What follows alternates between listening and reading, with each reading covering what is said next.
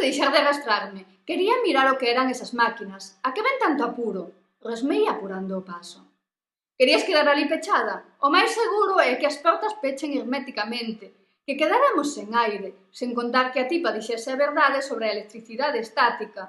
Claro, explicaba o Froilán cabreado tirando de min. Sí, bueno, sei que esqueceches que eu abro todas as portas. Deixeille claro. Froilán parou en seco, soltou a miña man. Vai, dixos entón. Pois vou, dando a volta.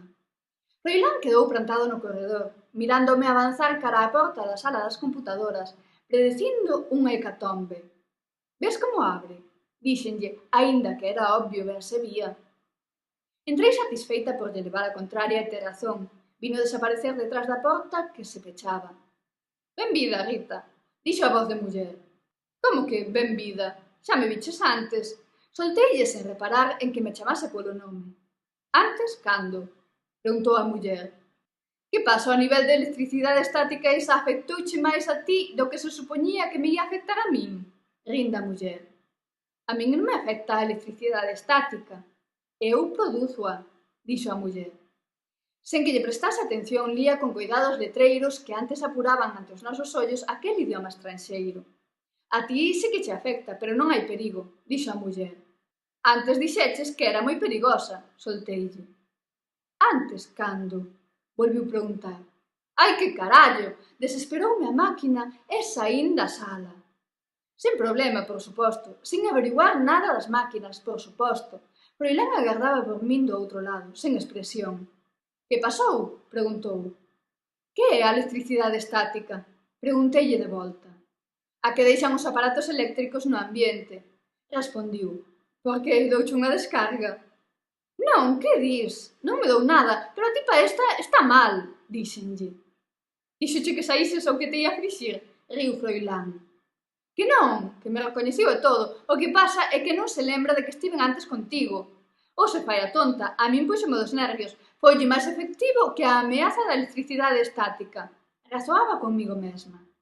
A Froilán non lle pareceu tan irritante como a min. Daquela non se trata dunha muller, é unha computadora, afirmou. E polo que se ve xa te recoñece como a parte do sistema se estás soa. Cando entramos xuntos non te recoñeciu. Debiunos tomar por un só ente. Analízanos como un todo. Curioso, non?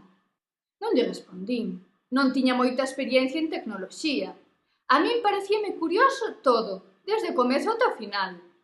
Iso explicaría as súas lagoas de memoria, pero é inconsistente co do que se abran as portas aínda que esteas ti. E co da garda vermella e tal. Dixen por levarlle a contraria máis que nada, porque estaba de non. Si, efectivamente non o explica. Zanxou. Averiguaches o que querías averiguar sobre os ordenadores? Claro, mentín. Claro, notoumo, era obvio. Que tal se imos á sala de control a ver que atopamos ali? Suxerín e ordeei. Froilán accediu e botamos a andar. Foinos máis difícil decidir por que corredor botar a andar unha vez tivemos opcións nas dúas mans. E moito máis determinar cal das múltiples portas eran as da sala de control. E a min que me sigue parecendo unha boa idea o de poñer indicadores, bromeaba Froilán.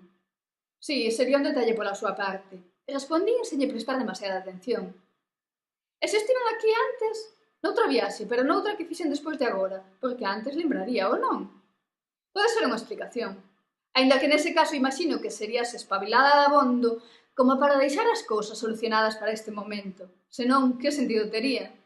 Imagino que o deixarías preparado para que nada máis puxeses o pé aquí te levase ao punto onde se solucionan as cousas. Que sentido tería que tiveses o poder de programar o sitio este para recoñecerte e guiarte polo camiño e se limite a darche a benvida. Igual é que non son tan espabilada. Dixen véndolle o sentido ao seu razonamento. Esa tamén pode ser unha explicación, pero igual ten máis sentido que o programador fose outra persoa que te coñecese, dixo el. Igual de pouco espabilada, claro, porque que sentido tería? Rin. Froilán arqueou a cella. Sala de control, dixo a voz de muller abrindo a porta ao pasar por diante.